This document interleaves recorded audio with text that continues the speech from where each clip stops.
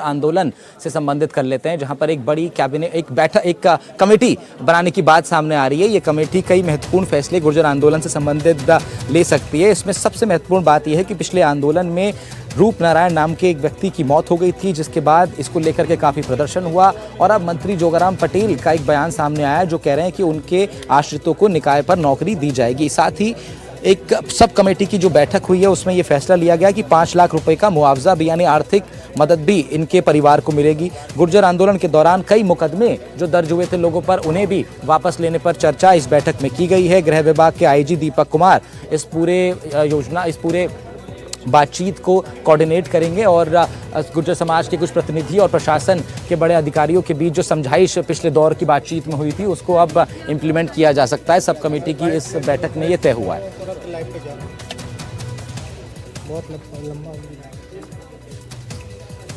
सही है,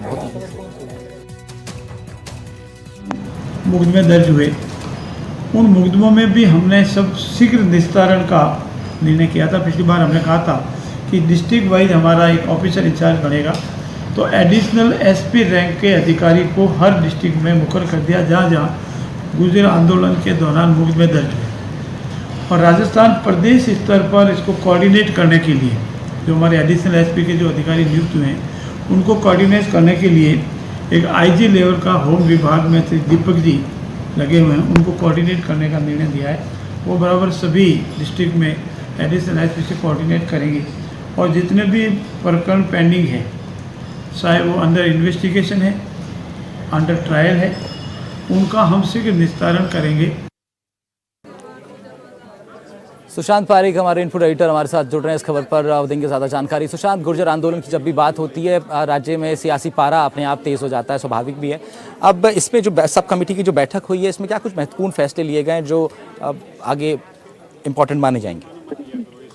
देखिए, कमेटी की तीसरी बैठक थी राहुल, और कमेटी का गठन सब कमेटी का गठन इसीलिए किया गया था कि जिस तरह से गुर्जर एक बार फिर से लामबंद हुए थे, एक महापंचायत बुलाई थी, तो उनकी मांगों पर विचार किया जा सके। जिन मांगों का समाधान किया जा सकता है राजस्थान सरकार के स्तर पर, उनका समाधान किया जाए। तो आज कई महत्वपूर्ण मसलों को लेकर डिस्कशन हुआ।